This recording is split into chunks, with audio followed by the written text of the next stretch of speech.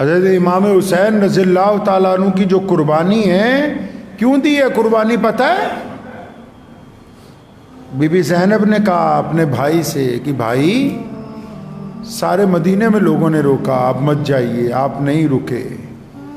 بھائی مکے میں ہم لوگ رہے، لوگوں نے روکا، آپ مت جائیے، آپ نہیں رکے۔ اب کربلا کے میدان میں پہنچ گئے، سامنے دشمن کھڑا ہے، آپ نے کیوں سب کا مشورہ نہیں مانا؟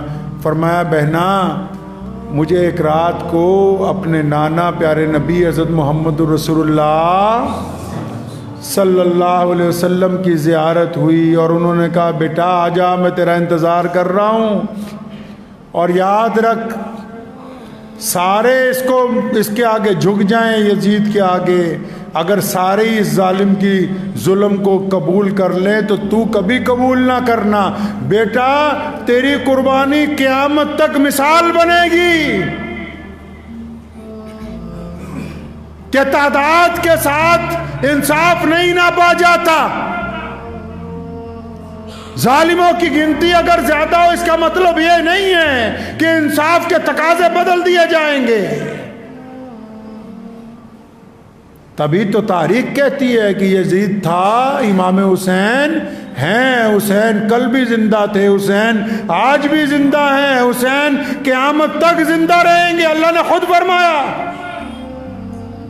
وَلَا تَقُولُوا لِمَنْ يُقْتَلُ فِي سَبِيلِ اللَّهِ أَمْوَاتٌ، فرمایا جنہوں نے اللہ کے راستے میں شہادت دے دی وہ تو زندہ ہیں، قیامت تک انہوں نے زندہ رہنا ہے۔ تو یہ محرم کا جو دن ہے آپ نے کیا سمجھا؟ حلوہ کھانے کا دن ہے، شور مچانے کا دن ہے، زیادتی کرنے کا کوئی دن ہے؟ یہ رونے پیٹنے کا دن ہے۔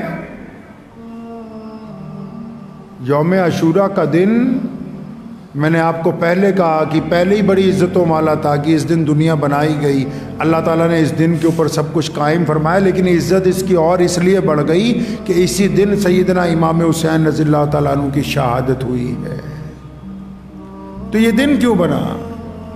یہ دن اس لیے بنا کہ بزدلوں کو یہ بتا دیں کہ دنیا میں تذکرہ صرف بہادروں کا ہوتا ہے۔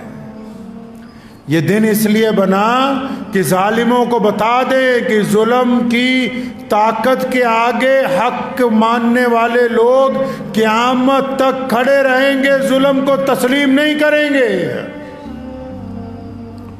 یہ دن اس لیے بنا ہے کہ جھوٹ کی جتنی مرضی طاقت بن جائے لیکن آواز صرف کائنات میں سچائی کی سنائی دے گی۔ یہ دن اس لیے بنا ہے کہ تخت پر بیٹھنے کے بعد حکومت خواہ کچھ کہتی رہے لیکن انصاف کے لیے بولنے والے لوگوں کی صدا قیامت تک سنائی دیتی رہے گی۔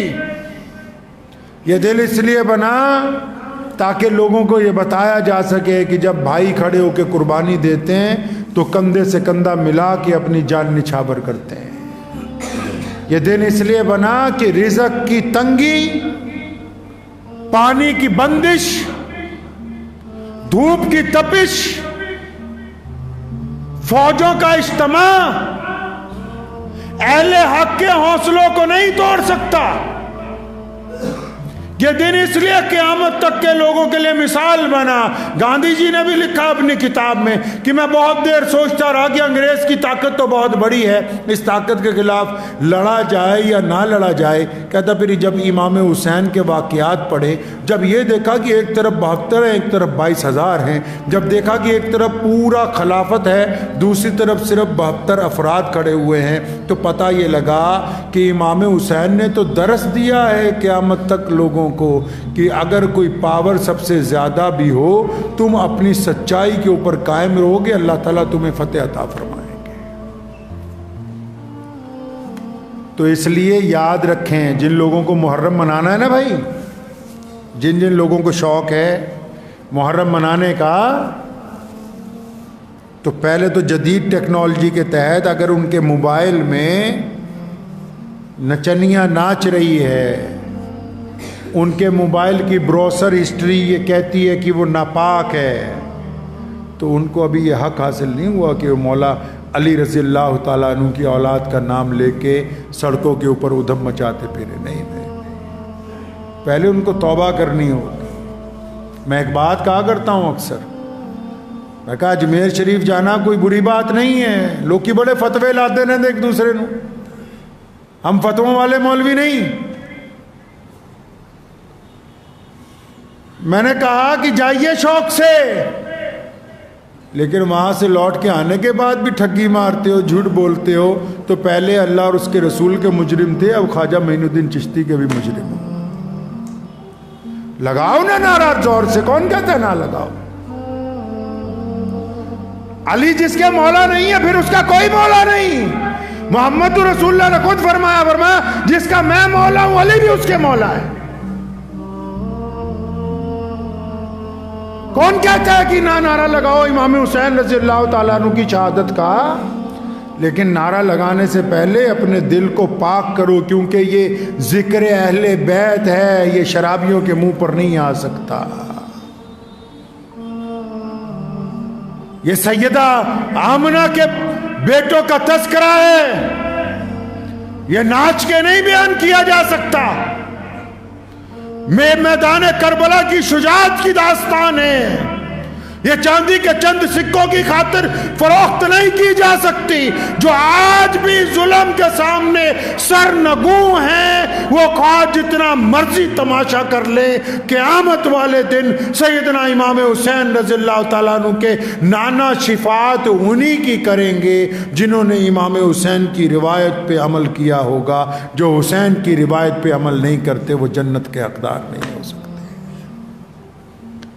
تو بس ان دنوں کے اندر کوشش کیجئے کہ اپنے آپ کو اچھا بنانا ہے، اپنے کردار کو اچھا بنانا ہے. ظالم کا ساتھ نہیں دینا، چاہے ظلم کہیں ہو رہا ہو، گھر میں ہو رہا ہو، پنچایت میں ہو رہا ہو، پڑوسی کے ساتھ ہو رہا ہو، محلے میں ہو رہا ہو، شہر میں ہو رہا ہو، ظلم کا ساتھ نہیں دینا ہے. جو لوگ ظالم کے حق میں چپ ہو جاتے ہیں وہ حسینی نہیں ہیں. یہ جو دن چل رہے محرم کے، 2 محرم سے لے کے 10 محرم تک، آپ کو کیا پتا، ہمیں کیا اندازہ ہو سکتا ہے یہ دن میدان کربلا میں اہل بیت نے گزارے ہیں. ان دنوں میں انہوں نے بھوکے پیاسے رہ کے رسول اللہ کے دین کی حفاظت کی ہے. یہ وہ دن ہیں جن کی وجہ سے آج یہ دین ہم تک پہنچا ہے. وہ شہادت اگر اس دن نہ ہوتی، امام حسین اپنے اولاد کے ساتھ، بھائیوں کے ساتھ اگر نہ ڈٹتے، تو کون تھا جو قیامت تک ان مساجد کو ایسے قائم رکھ سکتا جو آج ہیں؟ ورنہ جو بادشاہ بیٹھتا وہ کہتا کہ دین تو میرے مطابق چلے گا. سیدنا امام حسین کی شہادت نے بتا دیا کہ آج بھی دین میرے نانا محمد رسول اللہ کے مطابق چلے گا، اور قیامت تک یہ دین محمد رسول اللہ کے مطابق ہی چلتا رہے گا. تو محرم اس طرح منائیے کہ اپنے دل کو برائیوں سے پاک کیجئے. محرم اس طرح منائیے کہ کسی گرتے ہوئے کو اٹھا کے اپنے کندھے کے ساتھ لگا لیجئے. محرم اس طرح منائیے کہ کسی روتے ہوئے کو ہنسا دیجئے. محرم ایسے نہ منائیے کہ آپ کے نکلنے سے دوسروں کو ڈر لگنے لگے. محرم ایسے نہ منائیے کہ جس میں نمازیں قضا ہو جائیں.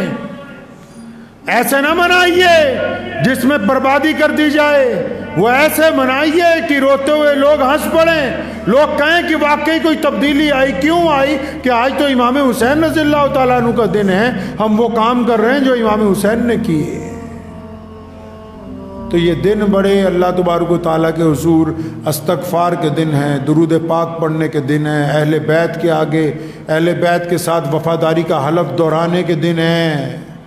اور اب وفاداری کا عہد جو ہے نا وہ دل سے دہرایا جاتا ہے، ورنہ جن بدبختوں نے، جن جہنمیوں نے امام حسین رضی اللہ تعالیٰ عنہ کو شہید کیا اور ان کی اولاد کو شہید کیا، حضرات صحابہ کرام کی اولادوں کو شہید کیا، وہ بھی بدبخت نماز کے اندر درود شریف پڑھتے تھے.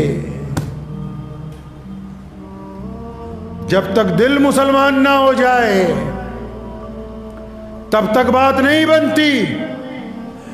تو محرم منائیں اس کے پورے جاہ و جلال کے ساتھ، محرم منائیے، جو اس کی روایتیں ہیں اس کے ساتھ محرم منائے، ظلم کے خلاف سچائی کا پرچم بلند کر کے محرم منائیے، کسی مظلوم کا ساتھ دے کے محرم منائیے، کسی دکھی دل کو خوش کر کے محرم منائیے، کسی ناراضگیوں کو دور کر کے محرم منائیے، ویران مسجدوں کو آباد کر کے۔ آپ جب اس طریقے سے محرم منائیں گے تو اللہ تبارک و تعالیٰ کی مدد جو ہے وہ آپ کے ساتھ آ جائے گی۔ دعا کیجئے اللہ تعالیٰ مجھے بھی اور آپ سب کو ان باتوں پہ عمل کی توفیق عطا فرمائے۔ وآخر دعوانا ان الحمد للہ رب العالمین۔